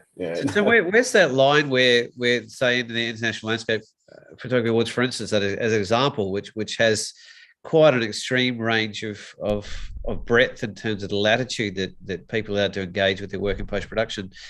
Where does it transcend? What are the qualities of an image that transcend that to you, that then rise to the top regardless of what's been done in post? Yeah. For me, I want to see things that don't look like they've been post-processed. That's part of it for me. And I think if your photograph relies on a post-processing look, then it's not working for me in the same way. It may be an artistic statement, or maybe an artistic working, but if you're including the landscape as an integral part of your work, I think it's got to reflect that for me. However, there are some pictures when you look at it and you go, actually, that's still pretty impressive, even though I can see that doesn't have a connection in the same way. So it's a fairly high bar for me to make it work in terms of that overt post-processing. But I do choose pictures in the competition that are like that. It's a hard one to say, but also I choose pictures that are more subtle, because I think that's probably part of my remit as being on the judging panel. One of the things I've really thoroughly enjoyed, actually, Tim, is half a year already of just diving into the huge library of work of imagery that didn't necessarily rise into the finals of the Natural Landscape Awards, that has been given so much reverence and time to reflect on, and so beautifully put. I've really been deeply enjoying the length and the time that it's taken to really just allow such a broad range of beautifully subtle and intimate work in particular, that's given just such a long-standing voice by you guys. Like, it's quite a commitment to carry on that process, that outside of just that, intensity of when the competition is on and when the images are revered and their chosen final positions. But to do that through a whole year and to give voice to such a broad variety of work is a fabulous commitment. I just wanted to commend you guys on that. I don't know if that's as much yours or who decided that, but I don't know if there's any other competition in the world that actually does that. Yeah. I think it was definitely all of us that wanted to do it. We wanted to say, how can we, like you say, there's so much amazing work. How can we share this. People have paid to come in the competition. People have engaged with it. Let's share it. And we were a little bit worried to begin with, should we? Because it is a promotional thing as well, inevitably. Yeah. But most of our remit is to do with getting the type of work that we admire more exposure. So it fits with our founding ethos to do that. And in many ways, that's more important than the competition is, that we can share it. And the book, for me, is the most important part of the competition, because it does represent more pictures, and it shares more of that with people. The competition is an integral part of it. So yeah, I just saw the latest kind of test pages the other day. So I'm guessing you've had a large part to do with that, Tim. Yeah, I think I've done most of the work on the book. I've done repro work before with the scanning, so I know how to do it, and I know InDesign quite well from running on landscape. So, and I've always wanted to have a play around with design of books, because it's been a bit of a bugbear for me, has photography book design in general, because I think quite often the actual design of the book lets down a lot of portfolio work. Yep. It's typically what people tend to do is say, I want my pictures as big as possible, and I want as many as possible in the book, which leaves you with the classic. It's just a set of pictures with an introduction. And I'd like to see more than that out in many books. Like, for instance, I'd love to do a book on our local area. And that's a good prompt to share some pictures. I'll do that in the background while. Yeah, please do. I was going to say. Here we go. I'll start by sharing some of. That's the view. That's the view from my window, looking outside at the moment. So, terrible. I'd love to do a book showing this area, but I want something that's more than just photographs. So I'd want it to have some about the geology, about the flora in the area, about the climbers that go on the hills, about the conservation work. So I'd like it to be a book that tells a story and informs people, as well as having some great pictures in there. So, I mean, we live in an area that's an old slate mine. It's an industrial town we live in. So this is on the top of the old remains of the slate mine, with the bridge outside the village in the background. There's the village. So our house is the one on the right-hand side there. Wow, that is a great village. That's a bigger view of it. So yeah, if I could do a book that shows some lovely pictures of the area, but also tells a story, I think that'd be brilliant, and does it in a way that is visually interesting at the same time. That's the big wide view above the village. So there we go. That's my house down there. And most books don't seem to do that. I don't think. It's very rare that they do. I mean, this is the back of the quarry that's being regrown. There's a little quarry around the back of our house, and there's an amazing little longbow range. So this is for old school people who use bows and arrows. Quite oddly, it's right next to the pet cemetery, and I'm not sure that's connected in any way. But there you go. We don't have too many pet cemeteries here, mate. This is the cemetery for the village, or it was up until about 50 years ago. It's on an island in front of the town. Oh, wow. You can see the graveyards on it. Yeah. Jeez. So yeah, I mean, there you go. That's an example of like I'd love to tell a story about these sorts of places. And there's an interesting story from a climber guy who lives locally, and he's done a lot of work on how to be a better climber, about training, about getting stronger. But an interesting thing he said, which was really telling, was if you want to be a better climber, move next to the mountains. And I think that's what came with the photography for me is if I want to be a better photographer, is actually move where the photography is. Because if it's on your doorstep, then you can't help but be inspired by it. And if you can't help but be inspired by it, you'll produce work that is meaningful and interesting. Just on books, have you produced any books yourself at all? No, not at all. I've helped build repro, like I said. Yeah. And I've helped proof things, but this is the first one, so yeah. Right. How does it feel? Like, what have you used to? I mean, you can't necessarily thematically. I mean, what you've got is what you've got to work with. So it's not like you had any intention behind how to pull them together. What have you used to create a sense of design and flow and balance in this book? The first thing was try and get some content from some of the judges. So we're included a couple of essays, in fact 4 essays in the book, right, which are about photography, about the whole idea of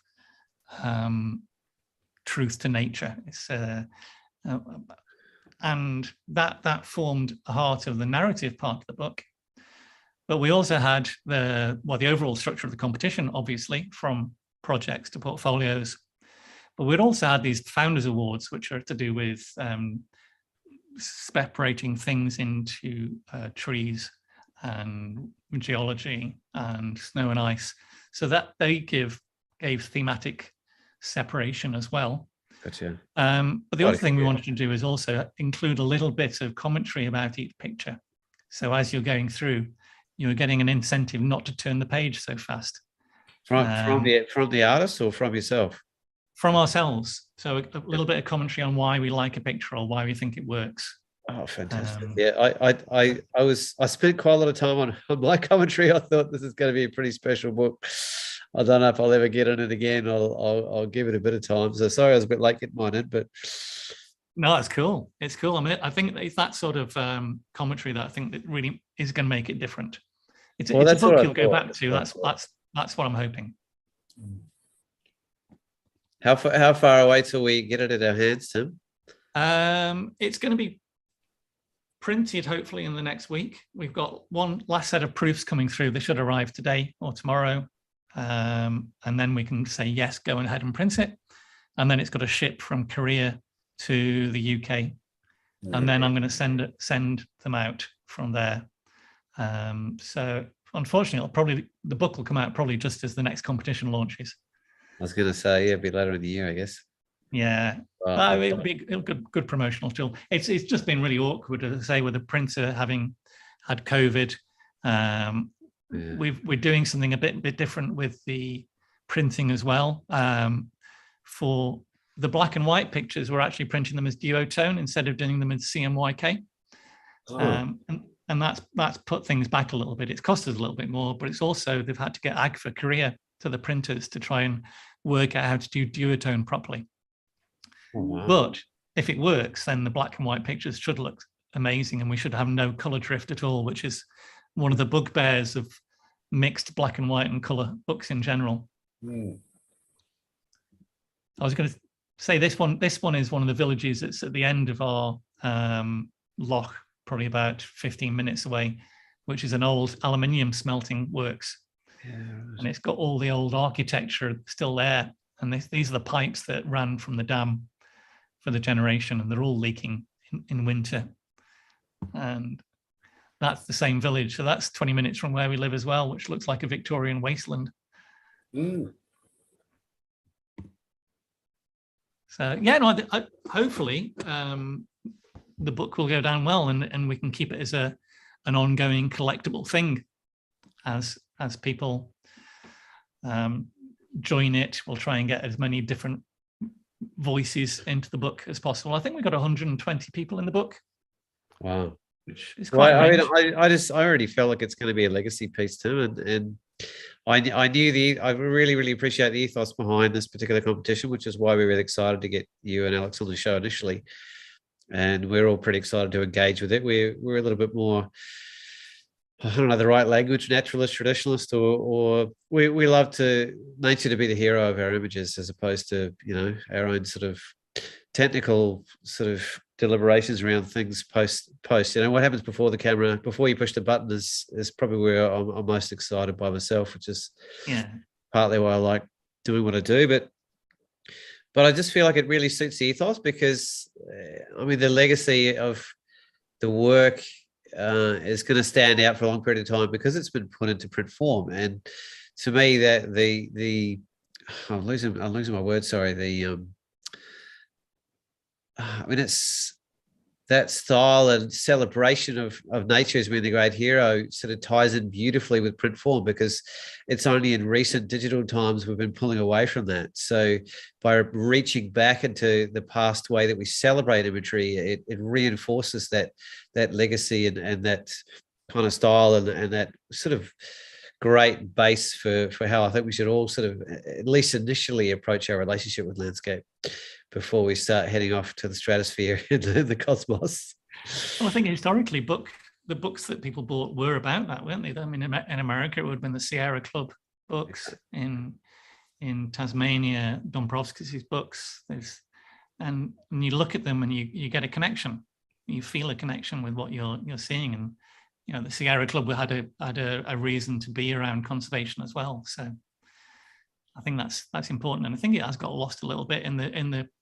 There's lots of niche books now that are more about the conservation side, but as a more populist book, I tend to think they're not oriented that way.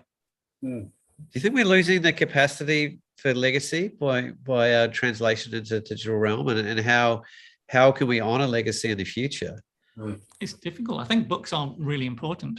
I mean, it's interesting going back to old issues of On Landscape magazine and some of the interviews we've had with people. I've gone back and said, I'll go and have a look at that guy's website because I've forgotten what it's like. And you go on it and it's all gone.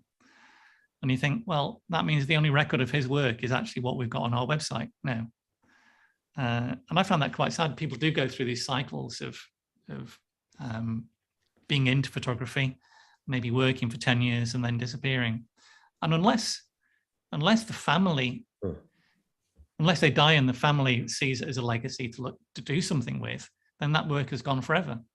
And I mean, that's always happened. Not everybody's been able to produce a book, but I would say trying to get a book done of your work if you feel it's important, or do a group book with some friends or whatever. I think it's an important way of providing that legacy, especially if they end up maybe in a library somewhere, or you've got enough in the shed to keep on selling for the next few years. I mean, we've printed enough books, hopefully, that we'll have leftovers for maybe 2 or 3 years. Well, we've got a generation of young photographers that have very little to no relationship with that as a medium.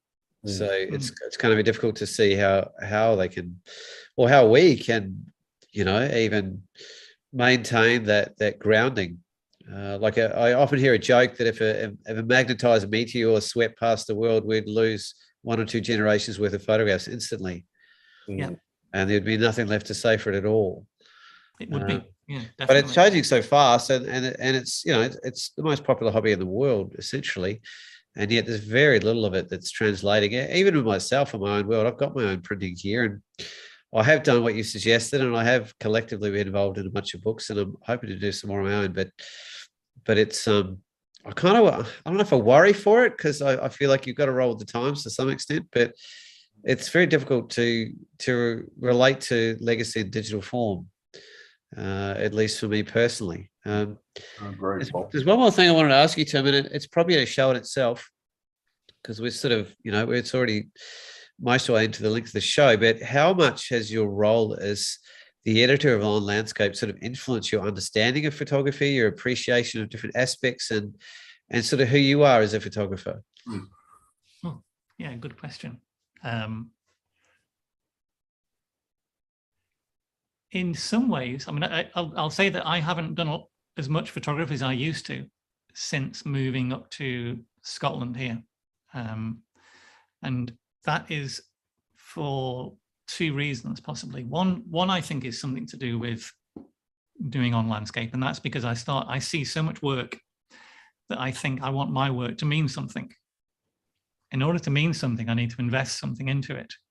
So a lot of what I've gone out and done is I've tended to go out and enjoy the landscape and taken a camera with me. And since moving to Scotland also, both me and my wife have got involved in climbing. And so we wanted to go up in the hills. We asked a local guy at our climbing wall, what should we do to be safer in the hills. And he said, oh, go and learn to traditional climb. So we went to somebody who taught us to trad climb, who then taught us to scramble, and now is teaching us to winter climb. So the last 4 years, we've become quite outdoorsy people. So much so that I've just registered to be a mountain leader, doing the training this year for it. But that's put the photography on a back burner a little bit. So if you combine that with the fact that I want my photography to mean something, I realized that I need to have a project of some sort to focus around. So this idea of a local project around the mountains or the glens here has become more important to me. The idea of the odd transient picture is nice, but each photograph needs to mean more. So, and another aspect of that is because I haven't had a dark room, I've not used the large format camera as much. But I've just finished building a dark room in the shed outside. So I will be using the large format camera more. And if I'm using the large format camera more, it means I'm going out for dedicated photography trips, which I might go camping or whatever. So I think that's probably what's changed things the most is the realization of how transient the hero picture is and what it means. It's great to have them, but without a context, they don't mean a lot. Well, Tim, I would suggest that your role and the material you've pulled together over the years for On Landscape is a great legacy piece for the world, because it's one thing to present imagery, it's another to delve deeply into the processes behind the creation of that imagery and deeper into the people that are creating them and who they are. So I think that really stands out in the world, actually, as a wonderful bastion for legacy, even though it's it's a lot of ways it's digital form. It's enwrapped with so much depth and different avenues you can explore and engage with the photographic realm that you rarely get access to any other way, particularly if you don't get to meet the individuals yourself. So I just wanted to give you a big hats off for that, sir, because I think that's an incredible thing to offer the world in terms of their relationship with image making and image makers themselves. Yeah, it's well, it's interesting. Rarer and rarer to get really engaged, well thought out, and very discerning material like you go to. So we obviously don't fit in that caliber. Maybe when I'm dead or something. It's interesting with a magazine is what we need, what we want to do for a magazine is really not the commercial way of doing things. We could be a lot more successful if we did more gear reviews and a lot more hero interviews with top photographers, but it's less of what we're interested in. And we do produce a lot of community content, which I know some people say to us, oh, I'll never read everything in the magazine. And I'm like, well, you can pick out what you want. It's like we all have different reasons for doing photography, and some things you won't be interested in, but the odd article every couple of issues, you might go, wow, that's brilliant. What just flesh that out a little bit further, Tim, what does drive you? Have you still got plenty of sort of fuel on the fire, so to speak, to keep going with it? And if so, what drives that? What drives that fire for you? Seeing what people contribute. I think it's fantastic because we do get sent a lot of work from photographers, unknown photographers, that have stories to tell that I find fascinating. Yeah. And seeing those come in is amazing. It's easy to go and find all the top line photographers because they're on social media all the time. So seeing some work by them again is nice, but it's not surprising in any way. But seeing what they do from a deeper angle, or taking a small aspect of what they do and seeing it in depth is interesting. But seeing what Joe Blogg's photographer from Switzerland, who's not posted anything on social media ever, has written because he's just decided that he'd like to publicize it, I find that fascinating. And there needs to be an outlet for that. So that's what really drives us. Yeah, and it's completely different to most other photography magazines, be it digital or printed, that it's a much more mature publication. I used to buy, when I first got into photography, I used to buy every photo magazine I could get my hands on and read them all cover to cover. And I ended up with, stacks and stacks of magazines. But there came a point where I just stopped buying them completely because I matured past the content that they were producing. I developed, I didn't feel I knew everything that they were saying, but they tend to produce to a certain level. And from a commercial aspect, obviously, the market was in the generally the more beginner, intermediate sort of photographer. And people who are buying and upgrading. Yeah, exactly. And so, something like On Landscape, which is very, very rare, really delves into the more advanced thinking behind photography and behind, landscape work, and it really appeals to, people such as myself and others that have sort of developed their own thinking beyond the basic, how to use a polarizer and what lens should you use to capture certain things, and that's very refreshing and very welcome, and as Paul said, a real legacy to the a real legacy to the craft. So yeah, thank you very much for it. Yeah, it's definitely not for everyone. A lot of people don't want to think about things maybe in the same way, or they haven't got time to read a lot. But I mean, I had, when I started the magazine, I had this, there was an American guy, and I can't remember his name, but he had a theory about 1,000 true fans. And the idea being that if you can get 1,000 true fans to pay you £10 a year or whatever, or £220 a year, I think his idea was like a coffee a week or something. Yeah. That's an income. And from that, you can keep providing for them. The idea then wasn't to grow that 1,000 true fans; it was to keep them, to nurture them. Yeah. So you provide a niche content, and you stay satisfied with producing that type of niche content. Because I mean, we do get the urge to go, oh, we could grow, and we could try and get more of the high name photographers in there. But it's the variety is what's needed in a magazine like we're producing. So, for instance, I'll say Theo Bosboom. I don't know actually if you know Theo Bosboom. He's a European photographer who does quite a few interesting projects. So he's done one example of an interesting project. It was underwater photography in ponds in woodland. So looking up through the surface of the water with leaves on it. Now we've got him to write a series of articles on his projects and how he approaches them and how he thinks about them. So he's a really well-known photographer in Europe, and usually all his interviews, the headline, here's the best out of his projects. But we want to know more about each individual project and how it was done and what his ideas, what were around them. So, and we're doing the same with Alex Noriega, trying to bring him in once every couple of months to write something a little bit more in depth about what he does. It's difficult to find that balance between getting high-profile photographers who can write interesting stuff, have the time to do it, and don't charge too much. I think we're almost there. Doing very well.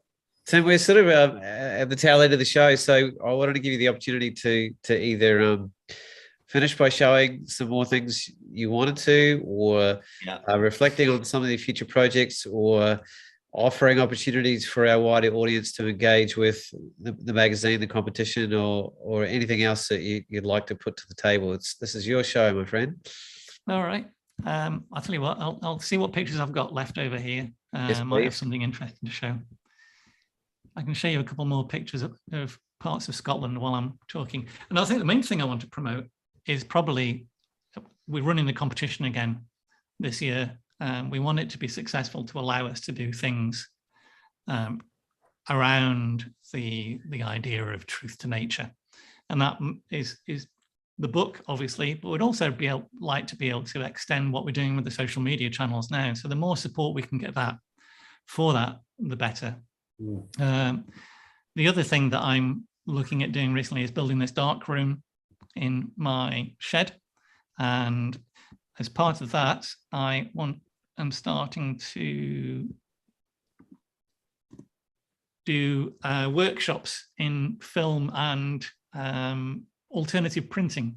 So, for instance, platinum, palladium, and cyanotype and Van Dyke printing. So, oh wow, using old Victorian lenses. So this is actually a lens off a 1920s camera on large format, taken around the corner. So I'd like to be able to do these ideas of one-to-one workshops where you come out, take some photographs in the area, develop them, learn how to use film, and then get a print at the end of the day as part of that process. So that's one side of it. And this isn't one of my photographs, but it's one of my favorite photographs I thought I'd show at the end. But the whole alternative printing side of it, I'm quite interested in, is the idea of being able to make prints slightly different. And I might start with black and white again. It's something that intrigues me. I don't think you can. Oh, I'll get rid of that for a second now. I don't think you can be a color photographer and a black and white photographer at the same time. It's very difficult. Yeah, I agree with that. But yeah, there we go. Competition magazine, sign up for it and come to the Highlands of Scotland and do a workshop with me. Oh, that'd be amazing. What a backyard. I'd love to all those. It's a long way to come. We'll do a swap one day. I'd like to come to Tasmania. Somebody asked me a few weeks ago, where would you move? If you can move anywhere in the world, apart from the Highlands of Scotland where you live, where would you move to? And there was Tasmania or a part of New Zealand, South Island. Maybe. It's really funny you say that, because you ask a Tasmanian the same thing and invariably they will say Scotland. Really? Yeah, and certainly from my point of view, if I had to move anywhere else in the world, having never been there and having supposed to have been there 2 years ago, thanks to COVID, that's exactly where I'd go. And it's because it's so similar to Tasmania, but different as well. I mean, it's similar in many aspects, but completely different in others. Certainly the vegetation is very different, but the mountains and the climate is all very similar. And it's funny you say that, because a lot of people here say exactly the same thing. Wow. You know, Scotland would be it. So we need to do a swap one day. Yeah. Well, over there and you come over here. Well, it'd be nice if we could be in the same place at the same time, so we could have a good old chat, though, Tim. So we definitely want you down here as soon as you can possibly get here, and hopefully the world will continue to open up and go back to some cheaper airfares, so I can come over to Scotland and visit. Great. I lived in Dunedin. I lived in Dunedin, Tim, for 5 years, which is the sister city to Edinburgh. So I've got friends over there. Yeah. Yeah, and it was founded a lot by the Scottish, Dunedin in particular. So, yeah, I've always felt a natural affinity, and I'm quite surprised I haven't made it there yet, actually, for the amount of tripping around that I've done. But I almost think welcome anytime you like. Yeah, I think it's almost like there's almost a maturity of coming back to what you really, really love that happens later through life. It's almost like you pop out in all these different directions just to try something really different before you start settling into what you know you really love. And I feel like that's what's kind of that's going to be my relationship with that part of Europe in particular. As I'm just settling back into thing. Well, actually, that is what makes my soul sing on some level. Yeah, and there's a cultural Scandinavia as well. It's like it is. I think the Scotland, I think, is Scandinavian. That's part of what it is. And I have some Swedish blood in me too that I want to explore. So that's on the cards for me. Well, Tim, it's been a long time in coming having you here. So I'm so grateful that it worked out, and I know all of us we're scratching ourselves to make sure that we're all here live tonight. To make sure it's a real privilege to have somebody of caliber to bounce off, Tim. I don't know if we've honoured you with deep enough questioning tonight, but at the same time, we're really lucky to have you. I've enjoyed it. That's the main thing. So thank you very much. Yeah, so we wish you well in your recovery as well, and hope you feel better soon. Yeah, I'm starting to croak particularly now, I can hear it. I mean, to crawl out of bed or whatever you needed to do to be here tonight, and be so deeply present. Tim, we really appreciate that, given the circumstances. And I am the kind of person that would probably take you up on an offer like that. Just to let you know, Paul's a very good couch surfer. So we've got to be careful. We have a climbing wall in the garden with a huge mattress below it, so there's enough room for about 4 people there.